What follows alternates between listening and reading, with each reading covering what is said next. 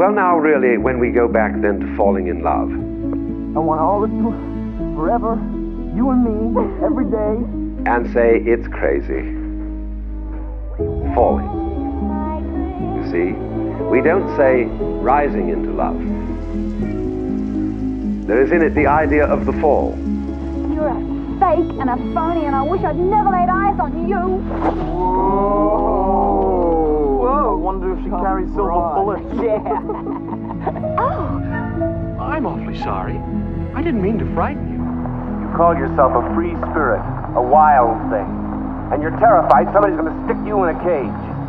Well, baby, you're already in that cage. You built it yourself. The truth is, love, or the lack thereof, is on our minds a lot more than we care to admit. Does he love me? Does he not? Does she love me? Does she not? Do I love him more? Will he text me back? It's something that we think about constantly. So I have a theory. My theory is that we somehow are just obsessed with the drama of it all. We eat it for breakfast, you know, that kind of obsession. We love it. We thrive off of it. We love the unpredictability. We love the, you know, standing up hairs on the back of our neck when, you know, something unexpected happens. We love that. We crave the drama. We don't like when things get too monotonous and too predictable. Greetings, internet, it's Katie and welcome back to my channel. Today's video is something that was bred from an evening full of torturing myself with rom-coms last night, because I just watched rom-com after rom-com after rom-com, torturing myself in the process, because I think it's just impossible not to watch a dozen rom-coms and not feel a little tinge of, you know, just something. You gotta feel something after watching all those freaking movies, right? Guys, I'm beginning to think that I am becoming that meme. You know, the meme where the kid is like focusing so hard, and it's like, a lot of times they'll say like vegans who haven't, you know, talked about veganism for 10 minutes or something like that. But I feel like it's like, Katie, you know, going 10 minutes without talking about dating.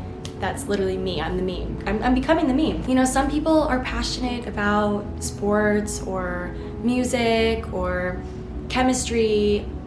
I'm just really passionate about the inner workings of dating, okay? There are literally people that have careers based off of this stuff. So like, you know, cut me some slack. I'm gonna talk about it. Some people are gonna like it. Some people are gonna be like, all commenty in the comments. But you know what? I'm gonna do it anyway because I have some good stuff. I stayed up till actually 2 o'clock in the morning. Like it was actually the latest I've stayed up in a long time, not drunk. Writing all of my ideas, you know, in my journal about the subject of just dating and the drama, and you know, why are we so obsessed with the people that don't like us back, and why do we, you know, have all these people in our life that we don't like back, but we want the ones that don't want us, and you know, all of that drama. So you can tell that I wrote this rather angsty, this journal entry here, because, oh my God, like 17 papers just fell out when I just did that, whoops. I wrote, do you remember the first moment where your reality, or what you thought was reality, shattered into a million pieces, and behind it was, in stark contrast, saturated with bright light, but almost the unflattering fluorescent light that no one looks good in, how life actually is. The other day, I was in Washington Square Park, and there's this guy that's always running around the park carrying this huge free hugs sign. It like says free hugs in like huge print, and he's, you know, running around like super happy guy. Like I thought he was just doing it out of the goodness of his heart this whole time, like, oh, free hugs, aw, cute, like spreading love and joy. And then, you know, recently, I've seen this guy for like years. Recently, I heard him, like I was kind of like in close proximity to him as he was, you know, taking a photo with a tourist. And he goes, okay, that'll be $5 or something. He like puts his hand out and is like, okay, like that'll be $5. And the tourist is like, wait, but it says free. Is there truly anything, first of all, free, second of all, good and wholesome about this world anymore? It's like slowly peeling back, you know, the layers of, you know, the shiny paint that was on my life when I was a kid. And, you know, the layers are slowly being peeled back, just like little by little every day, with every experience that hits me and haunts me. And little by little, we realize how much our parents and the people, that raised us kind of embellished a little bit and watered down the actual truth and wasn't the real stuff, wasn't the real adulting, real hardcore stuff that haunts us. Like, the first time that you saw yourself in an unflattering angle. I remember like the first time, or like the first slew of times, I feel like it was honestly more so in college, where someone would post a photo on Facebook and I'd be like, wait, do I actually look like that? Like, please someone tell me I don't actually look like that. And then I realized, looking back on photos, that I'd gained some weight come junior year. I was like, wait a second, my face does not look like that anymore. And I don't have, that like, skinny arm without trying to have the skinny arm anymore. And I was like, oh my God, I'm fat. I'm literally fat. Like, what happened? What happened? And it's those tiny little things that kind of instill this realization that life isn't exactly how we thought it was going to be. Like, I think we can all kind of agree that school isn't like High School Musical, okay? No one's dancing on tables. New York is not like Sex and the City. It is somewhat, but not entirely. I hate to break it to you, but cabs don't magically appear when you've had like a really dramatic conversation with your ex-boyfriend or something. Like, cabs just don't magically appear for you. Like, that would be super uncomfortable, having to wave your arm in the air like to get a cab for 10 minutes. Like, they don't magically appear. And that brings me to dating isn't what we thought it was going to be when we were kids. It isn't as seamless for most of us. It isn't as, first comes love, then comes, it's not like that always. Not to mention, first comes love, then comes marriage. Like, what about all the stuff in between that? Or what about the stuff before the love? Like, what about all that messy stuff? No one teaches us that in the cute little rhymes that we learn as kids. No one tells you about how much we have to go through before that happens, and not to mention how much other things, or how many other things rather, that we have to carry along with us while we're, on the search for our companion. We also have to carry along with us all of our debilitating insecurities, okay? How heavy that load can be, not to mention having to go on dates and all this stuff and try to put yourself out there because, we're getting older and we're gonna be 30 before we know it and all that stuff. It's like we also have to see ourselves through our eyes while we're doing it all, and we don't get to see ourselves through other people's eyes. And other people probably think that we're amazing, but we don't see ourselves that way because we're in here and we're not out there looking at us. And so we see ourselves in this excruciating third person kind of situation where we almost have to, tweak ourselves without even seeing ourselves from that angle, because we think it'll make us more attractive and more wanted and more just how we think we should be, And so I just don't think anyone tells us that, okay? Like, no one, can we all just kind of, agree with this, like that no one really sets us up fully for like what all this is gonna look like? Because I think that a lot of people lied, okay? Disney lied. Fairy tales are beautiful. You either want to be the princess, if, a guy can be a princess if he wants, but, most of the macho guys of my elementary school career definitely wanted to be Prince Charming, definitely wanted to be, the prince that fights off X, Y, and Z to get the girl. And, we wanted to be wanted. Obviously, we want to be, more fine-tuned princess that has, goals and aspirations and actually does stuff besides sing with, animals and such. But I think to some extent we did think that we were gonna be saved, okay? And I think some of us, some part of some of us, and a lot of us rather, still think that that is kind of the case. I feel like a lot of us are struggling. We're struggling with our daily lives. We're dragging our feet, trying to make it through, trying to get through another day. And to make matters worse, we hate how we look, and we're single again, or whatever, whatever it may be, and we just want someone to believe in us, to see us, and we don't want someone to own us. We don't want someone to change us and control us. We just want someone to be there and believe in our magic. To see us from that third person angle that we always think that we can see ourselves in, the bad, unflattering angle that we see. And not see that, but see something beautiful and make us believe in that.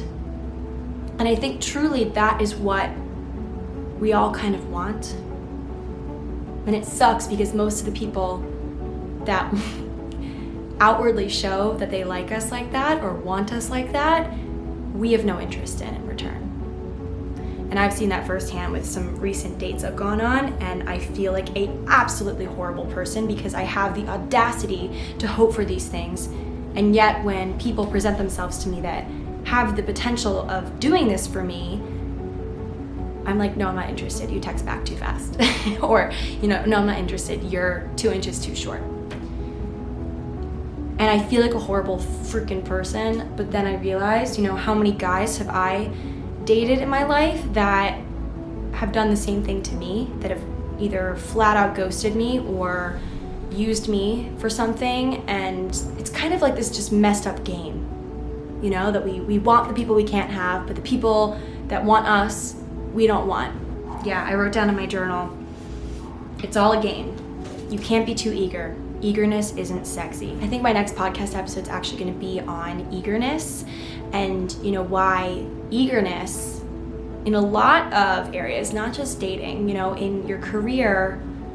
I mean, eagerness just in general is just seen by different people as either the most attractive quality, the best quality, or not at all. Like eagerness in your career, like eagerness to learn, eagerness in school, great quality. Teachers love it, coworkers love it, or not coworkers, but your bosses love it.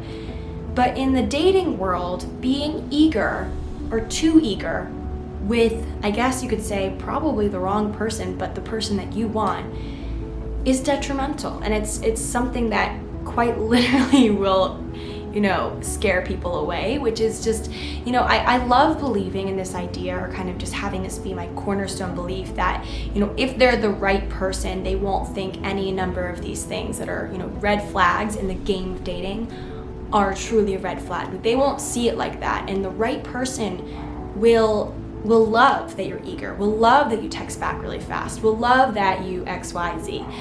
And it just sucks because we think that, oh my God, there's a dog absolutely freaking out outside. Can you hear that? What was I saying before the dog barked? Darn, I feel like that was a good point too.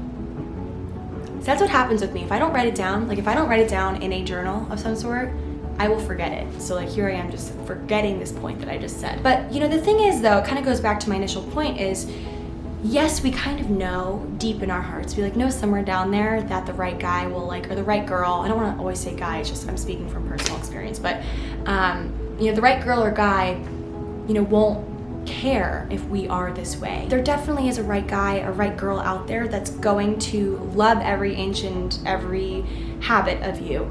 But I think that we're all just so obsessed with the drama. I truly do, that we do it to ourselves. A lot of my friends come to me with these dating problems, and as much as I freaking love my friends, I almost sometimes feel like, and maybe you can agree with this or relate to this, they're venting to me all these problems that they have almost because they just want me to be a part of the game. They want me to be a player in the game, either rooting for them or hating the guy or whatever. They want to recruit more players for this game, and I feel like we all kind of do it. I don't want to throw my friends under the bus because I think we all, in a way, kind of do it because we want to just, throw more kindling in the fire of the drama of it all. As much as I think one day when we do eventually find the right person for us, I think that we'll realize that it is pretty drama-free once you find the right person, and it should be, or, depending on what you like, obviously, but I think for me, I think the love that I will eventually have will feel like a Sunday morning. Always. Oh, I know you guys are like, oh, it's so cute and cheesy and disgusting. But truly, I think that will be what it's like. But in the meantime, I'm just going to, hike up the drama as much as I possibly can in every relationship that I experience until then. But where do we learn this from? Where do we learn about, the appeal of the drama? All the freaking rom-coms that we watch and we torture ourselves with. But this is kind of my explanation as to why we all torture ourselves and struggle with people that don't care, and make other people struggle that like us, that we don't like back.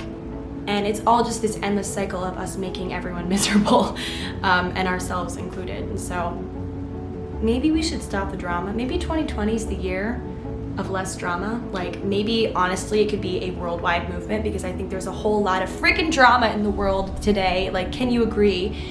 YouTube, you know, in itself has so much drama. Everyone's trying to cancel everyone. Everyone's trying to peel back the layers of these people's lives. It's kind of disgusting, but also, I mean, it's something that we all do in our dating lives too, isn't it? You know, I feel like after I go on a date with someone, or even before when I'm on Hinge or something, once I get their like last name, once I like match with them and get their last name on Hinge, because when you first are, you know, swiping through Hinge, you only get the first name and then you get the last name. And then I aggressively stalk them. Like, aggressively on Google. Like, I stalk them on every public social media platform that they have. And I hope every guy that I go on Hinge dates with is watching this so they know how much of a creep I am. I'm just kidding. I really hope not. But like, yeah, I stalk them. I stalk them. I peel back the layers too. So yes, we have established that we love the drama, right? I think we've hit that nail on the head. So I think I now should discuss my new mantra for life and dating, because I think that, you know, despite the fact that I've made like a million gazillion videos on this and podcasts on this on the internet, I've gotten bits and pieces of this mantra, but I haven't quite put it into, you know, one condensed page with a circle, you know, situation. So I think that I should discuss it. I wrote, if he wanted to, he would. So that kind of applies to everything that a guy or a girl could possibly do to win you over or to express their love for you, you know, like calling you, texting you, inviting you on a date, whatever. Like, if he wanted to, he would. If you're consistently or constantly confused, just confused in any way, shape, or form, confused about, you know, when's he gonna text you, or confused about, does he really like me, whatever, chances are he does not like you. I wrote, if it was real, you wouldn't be confused. And if it's not real, that's okay. We move on, we try again, always. And I think that kind of applies to a lot of situations in life. It's like, you know, whenever something goes remotely wrong, you gotta know that, like, we keep going, we carry on, okay? And even when you feel like there's no way you can do that, there's no way you can possibly keep going after something like this happens or whatever, I think that you should remind yourself of what your life was like 6 years ago, 6 months ago. You know, just a situation that you thought you would never get through, and you got through it, and look at you now. Think about, like, you know, the last really horrible time in your life and look at how you made it. Just remind yourself, if he wanted to, he would. If she wanted to, she would. And there's gonna be someone out there that will want to and will do whatever it is that you like and want and crave, and you won't be totally pissed off about it. You won't be totally turned off and be like, I don't like you. You're gonna love it. You're gonna match the wavelengths and you're gonna love it. And so I think that, you know, I've been doing these videos for freaking ever now. I'm like a broken record at this point, but hopefully the record is a good record. You know, you're flipping it over, you're replaying it. But I think that, you know, I've been doing these videos for years because I think every single time, you know, this reaches a new crop of people that have been just thriving off of the wrong messages or thinking that they are literally unlovable, okay? And so you can hate me for all you want for continuing to make these videos, but I think that despite the, you know, several comments that I get that make me feel bad about myself, majority of people are positively impacted by just this little reminder. And yeah, guys, I hope you enjoyed this video as much as I enjoyed making it for you guys and just rambling to no end about dating and my philosophy on drama. And I will talk to you guys all in my next video. Bye.